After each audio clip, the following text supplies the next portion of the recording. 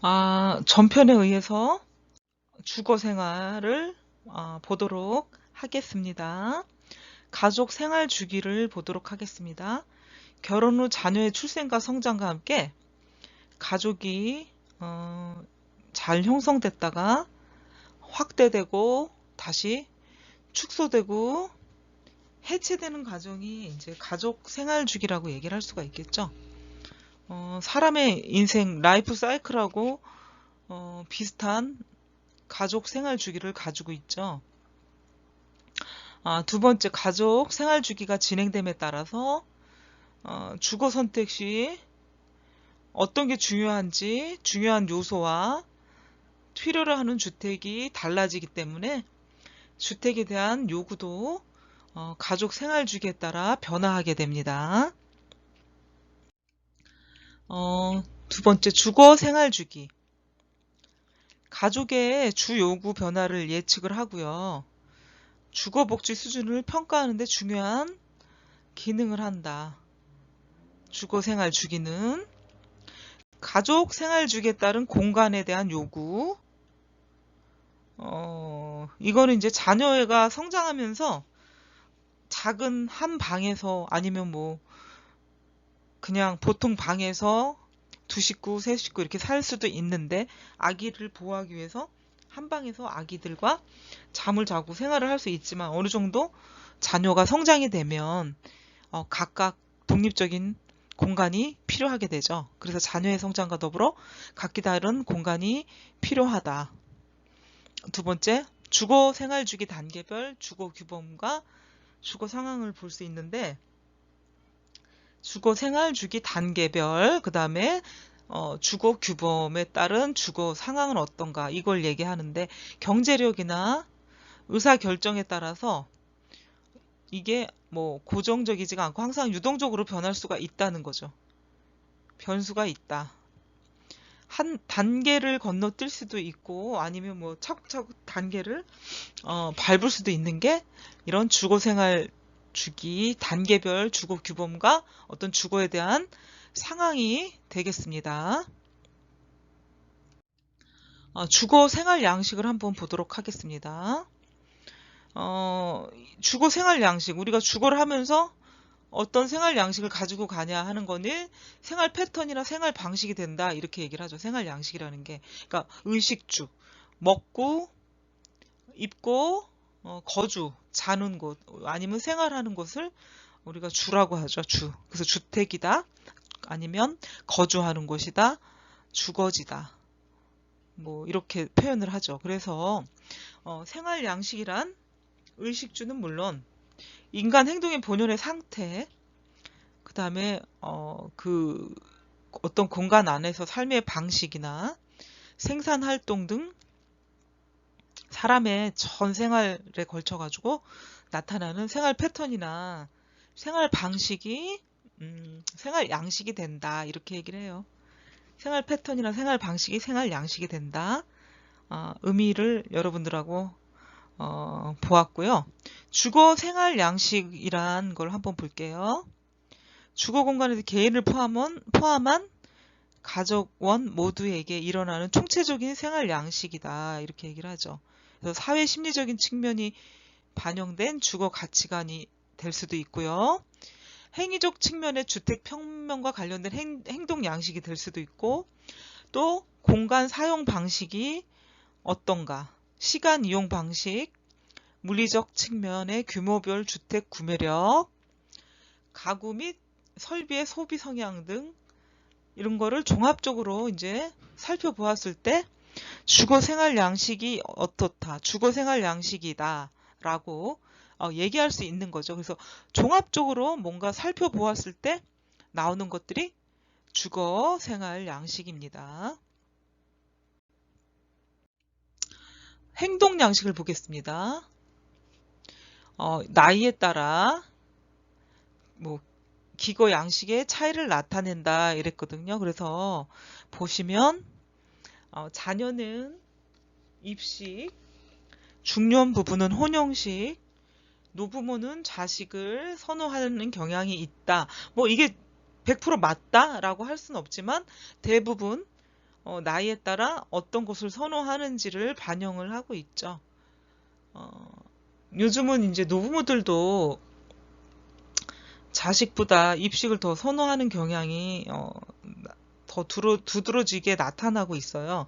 특히 이제 신체가 건강해야 오래 건강하게 사는데, 건강하게 살 수 있는 요인 중 하나가 팔다리가 멀쩡하거나 내 마음대로 몸을 움직일 수 있는 게 젊을 때나 건강할 땐 특권처럼 느껴지지 않지만, 나이가 들면 들수록 내 의지대로 움직인다는 게 굉장히 행복한 일이거든요.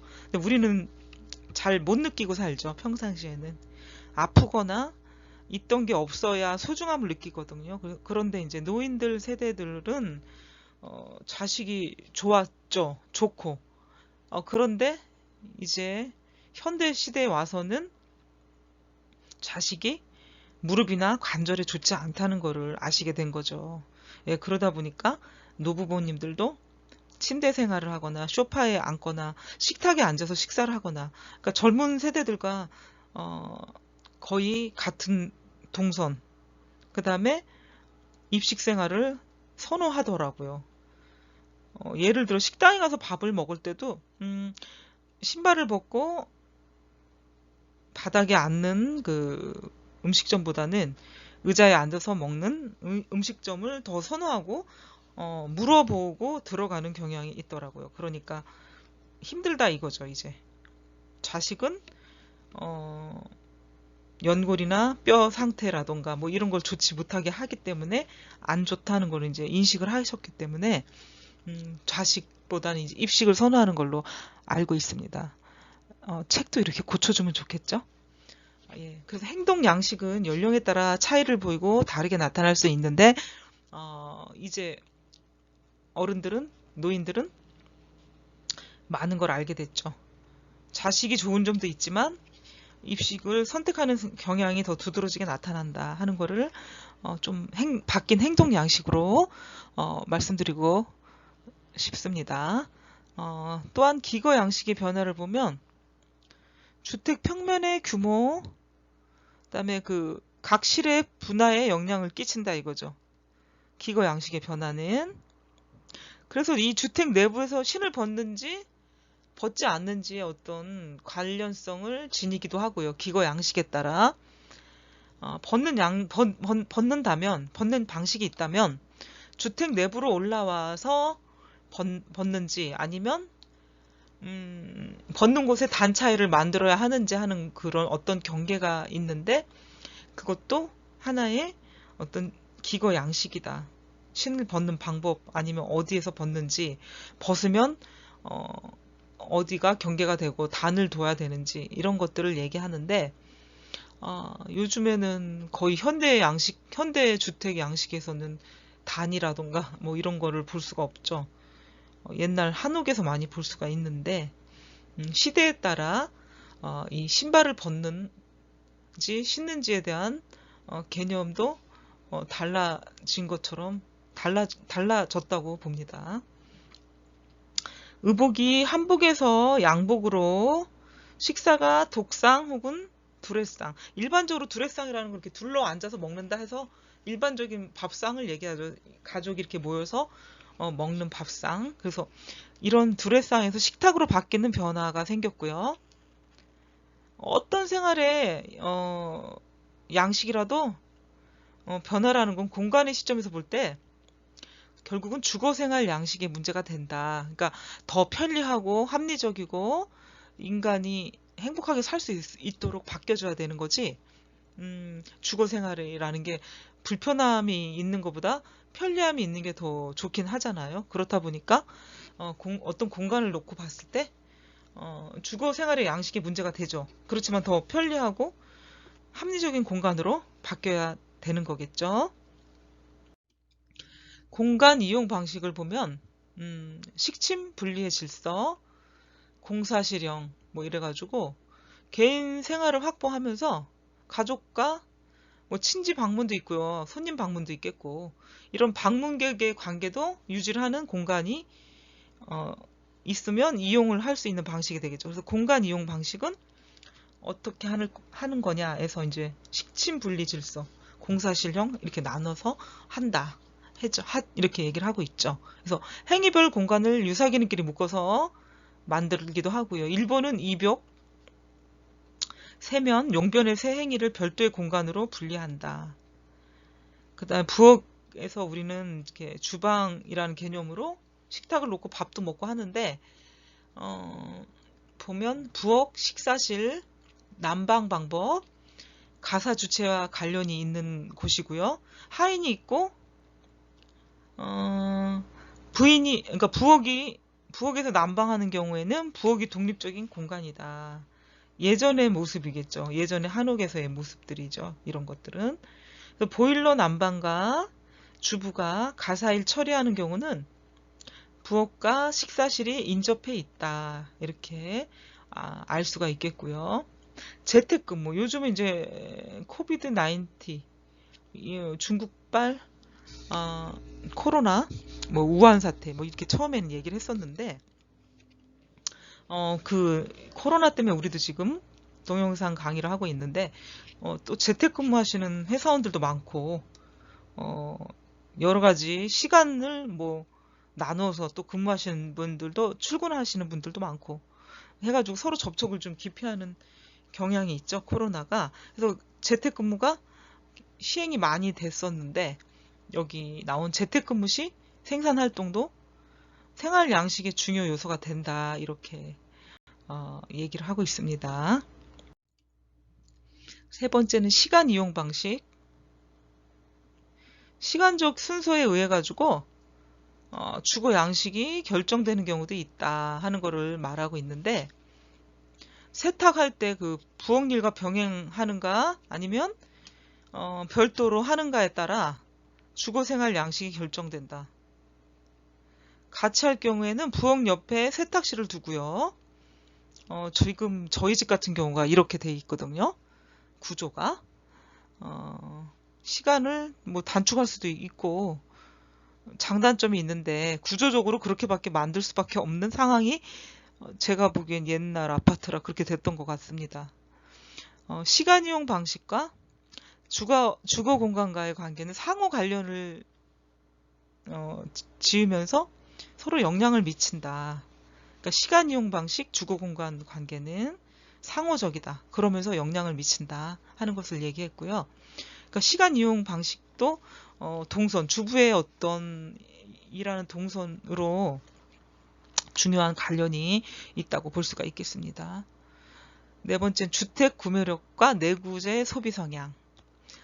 주택을 구매하려면 경제적인 여력이 있어야 되고 또 경제적인 활동을 해야 되고 내구재 소비는 가장 큰 상품이기 때문에 어떤 성향을 가지고 있나 이제 이렇게 알아볼 수가 있는데 한번 보도록 할게요. 어떤 규모의 주택에 사는지, 크기, 어떤 규모, 그다음에 어떤 물건을 소유하는지의 경제력, 가족의 어떤 취향이나 기호 같은 게 있을 것이거든요. 가족의 기호, 그다음에 생활의 편리성을 어디에 가치를 두는가 하는 거. 무조건 편리하고 좋다 해서 모두가 만족하는 건 아니거든요. 좀 더 나에게 필요한 아니면 나에게 필요한 그 공간이나 주택이라면 더욱 더 좋겠죠. 그래서 그 생활의 편리성에 대한 가치관을 어디에 두느냐에 따라 조금씩 달라질 수는 있습니다. 그래서 굉장히 중요한 부분이기도 한데 생활 편리성에 대한 가치, 사회적 지위의 영향을 받기도 하고 합니다. 이런 주택 구매력과 내구 소비 성향은 가구는 생활을 편리하게 하는 동시에 디자인적인 요소가 있고 배치 방식은 가족의 주거 양식에 대한 태도, 정체감을 나타내기도 합니다. 그래서 우리는 가구를 이구지구 산다. 그러니까 이고 산다라는 말은 그 집안의 가구가 어울리지 않다는 얘기죠. 집안의 규모에 맞게 어울리는 가구를 이제 들여오거나 배치를 해야 되는데 그렇지 못할 때는 가구를 우리가 이구 산다 이런 표현을 해요. 어른들끼리는 여러분들이 들어보셨는지 모르겠지만 그러니까 그 집안에 맞는 가구가 아니라는 의미가 되겠죠. 그래서 집안에 맞지 않은 가구는 생활을 할 때 불편할 수밖에 없고 당연히 있으나 마나한 가구가 되는 건데 버리기도 아까우니까 뭐 가지고 있는 경우도 있어요. 그러니까 가구는 생활을 편리하게 하는 건 기본이고 디자인적인 요소도 있어야 되고 배치 방식은 좀 사용하기 편리하고 인테리어적인 감각도 지녀야 된다고 생각을 하죠. 그래서 가구도 집안에 맞는 편리함, 디자인, 주거 양식의 태도와 정체감을 가지고 선택을 하게 되겠죠. 한국적 주거 생활 양식을 보도록 하겠습니다. 안방이라는 데가 있어요. 우리나라는. 뭐 지금도 안방은 있어요. 가장 어른이 쓰는 방 아니면 그 집안의 가장 어른이 부부라면 한 세대, 두 세대만 거주하게 된다면 부모와 자녀 세대잖아요. 그럴 때 이제 부부가 안방을 쓰게 되고 그렇지 않고 3세대 정도 산다 그러면 노부모가 이제 안방을 쓰게 되는 경우도 있죠. 우리나라 안방은 부부 행위의 극히 일부분을 제외하면 가족 구성원들에게 개방되는 방으로 의미가 강하게 지속된다. 옛날에 좀 한옥이었을 때는 그랬던 것 같기도 하고요. 요즘에는 안방보다 그 거실 문화가 많이 발달이 됐다고 말을 해야 되는 게 옳다고 생각을 합니다. 예전에 한옥이었을 때는 안방, 뭐 마루 이런 곳을 손님 많은 의미로서 썼던 공간이기도 해요. 저도 기억이 나는데 안방이 거실 겸 부부의 침실로 이렇게 썼던 것 같아요. 그래서 안방의 유지는 이제 그런 개념이 있죠. 한국적 주거 생활 양식에는요. 아파트는 아니죠. 부부 생활만 온전히 할 수 있는 공간으로 의미를 두고 또 거실을 가족 구성원들에게 개방되는 공간으로 보는 게 오늘날의 모습이겠죠. 또 방을 사용함에 있어서도 가족의 위계적 질서를 나타낸다.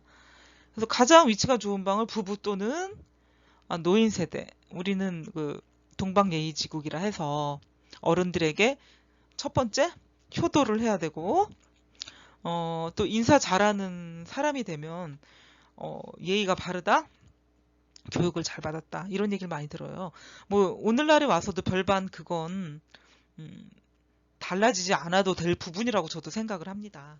예, 그런 유교 사상을 가지고 있었던 나라이기 때문에 어른이나 노인을 공경했던 그 생활 태도가 있기 때문에 이 안방은 부부나 노인 세대가 이제 사용을 했습니다. 두 번째, 가구식 생활과 온돌. 서양 가구에 사용을 하고요. 가구를 자식 생활이 이제 병영이 되죠. 여기 복사 난방을 채택한 패널 히팅이라는 진보된 온돌이 계속적으로 이제 유지가 되면서 생활 양식이 입식화보다 기구의 입식화가 먼저 선행되고 있었다. 우리나라. 공동주택의 거실은 입식가구가 배치가 되지만 사용 방식은 자식이다. 이거는 이제 가구나 뭐 이런 것들 보면 계속 입식이긴 한데 생활하는 건 앉아서 생활하는 방식이 많았다 이렇게 얘기를 하죠. 지금도 뭐 소파에 앉지만 다 모두 가족이 전원이 앉지 못할 경우 아니면 손님이 왔을 경우는 뭐 좀 친한 가족끼리는 바닥에 앉기도 하죠. 예, 이런 것들을 볼 수가 있죠, 여러분들이. 그 다음에 아동실, 식사공간, 안방 위에 독립적인 부부 침실은 입식화가 가장 많이 진행이 되었고요. 우리나라가 특별한 행사나 손님을 위한 그 정중한 식사는 자식이 많다. 자식이 이제 손님들이 많게 되면 상해 좌식으로 하게 되면 많은 손님들이 앉을 수가 있거든요. 근데 입식은 가구들이 많다 보니까 많은 사람이 앉을 수가 없어요. 의자나 식탁에 앉게 되면 그렇게 많은 사람이 앉지 못하게 되니까 행사나 손님이 많을 땐 좌식이다. 이렇게 보시면 되겠습니다. 또한 가사 생활과 관련된 공간을 한번 보도록 하겠습니다. 부엌의 경우 부엌 뒤 베란다에 보조 주방을 도입한 아파트가 등장을 하게 되죠. 부엌에 뭐 옆에 아니면 뒤에 베란다가 있어요. 보조 주방인데 그것에는 우리나라에는 뭐 이렇게 끓이는 문화가 많죠. 국을 끓인다, 찌개를 끓인다, 뭐 생선을 튀겨 먹는다, 생선을 요리를 한다 하면 좀 냄새 나는 요리도 있고 튀김 요리도 있고 또 우리 국물 요리를 많이 하다 보니까 실내에서 이렇게 청국장을 끓인다던가 그런 요리를 하게 되면 냄새가 좀 많이 배기도 하고 좀 우리나라 사람이 맡아도 냄새가 어쩔 때는 불쾌할 때가 있거든요. 외국 사람은 좀 상상을 못 하겠죠, 오히려.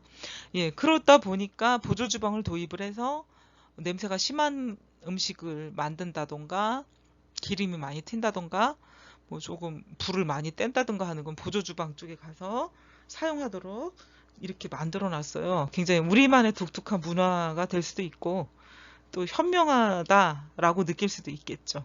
예, 그래서 보조 주방을 도입한 아파트가 등장을 하고 음식물 저장 공간이 독립적으로 만들어지기도 합니다. 이 보조 주방은 뭐 많은 그 식재료들이 각 가정에도 뭐 있게 되는데 그게 뭐 양의 차이나 종류의 차이가 있을 수는 있으나 저장하는 공간은 반드시 필요하거든요. 뭐 김치를 잘 먹으니까 김치 냉장고를 둘 자리 아니면 김치 냉장고 둘 자리가 있다면은 뭐 배달되는 식자재 아니면 뭐 먹을 수 있는 것들을 보조 주방에다 많이 이렇게 배치를 해놓고 사용을 하죠. 시원하게 또 통풍이 되는 곳들이 많다 보니 보존 기간을 좀 길게 할 수 있는 것들을 냉장고 대신 놓을 수 있는 것들을 보조 주방에 놓기도 합니다. 예, 그래서 이런 것들이 참 주부들이 가사 일을 하게끔 재미있게 하게끔 만들어 놓은 공간이라고 저는 생각을 하죠. 예, 그래서 참 괜찮은 아이디어다 생각을 합니다. 또 손빨래와 삶는 빨래를 위한 공간을 마련한다. 물론 우리나라는 요즘은 삶는 세탁기가 나오긴 했는데 그게 출시가 되기 이전까지는 양동이에다가 가스레인지 위에다 불을 위에 올려놓고 흰 빨래들을 삶아서 살균 소독이 되죠. 삶아서 박박 삶으면 그 세균들이 다 죽게 된다. 깔끔하죠, 어머니들이. 예, 거기다 삶아서 입고 이래요. 근데 지금은 그냥 세탁기가 삶아주는 역할도 하고 또 뜨거운 90도 이상 넘는 물도 나온다고 하니 거의 사라지긴 했는데 삶는 기능을 이 보조 주방에서도 하기도 합니다. 불을 많이 쓰고 그 습도가 많이 올라오다 보니까 통풍이 잘 되게끔 하는 게 이제 또 보조 주방이거든요. 그래서 손빨래 삶는 빨래를 위한 공간도 보조 주방에서 하기도 합니다. 그래서 이런 것들이 실내에서 할 수 없고 조금 좀 껄끄러운 것들을 보조 주방으로 나가서 할 수 있게 만들어 놓은 공간입니다. 참 주부들한테는 좋은 공간이죠. 세 번째, 주거생활 양식과 주택 평면의 변화를 보겠습니다. 사회가 발전이 되고요. 기술이 발전이 되고 이러면서 생활 양식에도 변화가 오죠. 서로 영향을 주고받고. 그러다 보니까 같은 공간이라도 어떻게 건축 설계를 하느냐, 평면도를 어떻게 만드느냐에 따라 사용 용도가 확 달라지고 효율성이 확 달라지죠. 그러니까 적은 공간을 어떻게 최대한 효율적으로 이용할 수 있느냐도 기술 발전이라고 볼 수가 있겠습니다. 그래서 주거생활 양식과 주택 평면의 변화는 같은 공간이라고 해도 어떤 삶의 질을 획기적으로 바꿔놓은 부분의 하나라고 또 볼 수가 있겠죠. 네 번째는 주거생활 양식의 분류. 자신의 상황과 완전히 일치하기도 하고 또 뭐 한 가지가 아닌 두 가지 이상이 결합이 된 유형도 있다. 주거생활이라는 거는. 예, 그래서 여기 보시면 전통형, 과도기형, 현대형 주거생활 양식이 있는데 주택의 바닥 난방을 한 공간과 의자와 침대 같은 인체 지도용 가구 이제 도입을 했느냐 안 했느냐에 따라 이제 나눈다 이렇게 얘기를 하죠. 전통형은 바닥에 난방을 한 그 한옥집에 그 마루는 난방이 안 되잖아요. 예. 그러니까 과도기형, 현대형 주거 양식 이렇게 해가지고 이게 어느 공간에 어떻게 속해 있고 복합적이냐 단순하게 한 개만 있느냐에 따라 이렇게 나눌 수가 있는 거죠. 바닥이 난방이 되면서 의자, 침대, 소파의 도입이 많을수록 현형에 속한다. 현재의 모습에 속한다고 얘기를 할 수가 있겠죠. 현대형 주거생활 양식에 속한다. 이렇게 얘기해 볼 수가 있겠습니다. 두 번째는 전개형 개인화된 주거 양식. 아파트가 이제 대량 공급이 되면서 천편일률적으로 너무 똑같다. 아니면 무슨 뭐라고 할까요? 똑같은 철조망의 구조다. 아니면 뭐 이렇게 표현들 하고 있었어요. 너무 똑같은 획일화된 모습이 정이 안 간다.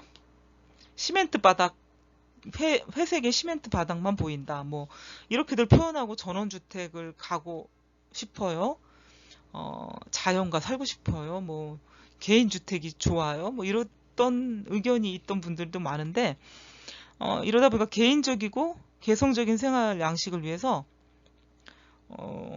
이제 그 획일화된 모습으로는 커버가 안 되니까 가구로서 이제 개성적인 가구를 구입해서 좀 다르게 주거 양식을 좀 꾸며보자 이런 게 나오게 되죠. 세 번째는 가족 중심적, 직업 중심적 주거 생활 양식. 자녀가 우선이냐 아니면 뭐 가장이나 맞벌이 부부의 직장이 우선이냐에 따라 이제 분류를 하는 게 가족 중심적이냐 직업 중심적이냐 하는 주거 생활 양식으로 나눠 볼 수가 있겠죠. 일단 뭐 한참 공부할 나이에는 학원이 많고 학군이 좋은 곳으로 이사를 가야 된다. 이런 부모들이 많죠. 우리나라에는.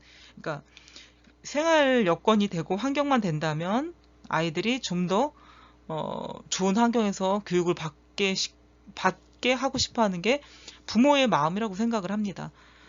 그것이 계획을 하고 경제적인 능력이 되고 처지가 된다면 그렇게 만들어주고 싶지만 그렇지 못할 때는 일단은 가장이나 맞벌이 부부의 직업이 우선인 쪽으로 또 택하게 될 수도 있습니다. 그러니까 어디에 중심을 두느냐, 가치관을 두느냐에 따라 주거생활 양식도 또 바뀌게 되는 거겠죠. 네 번째는 자연 중심적이냐, 절충적인 주거 양식 생활이냐, 뭐 이렇게 볼 수가 있어요. 그러니까 물질적인 걸 별로 추구하지 않고 뭐 자연을 농촌을 산촌을 좋아하시는 분들이 있잖아요.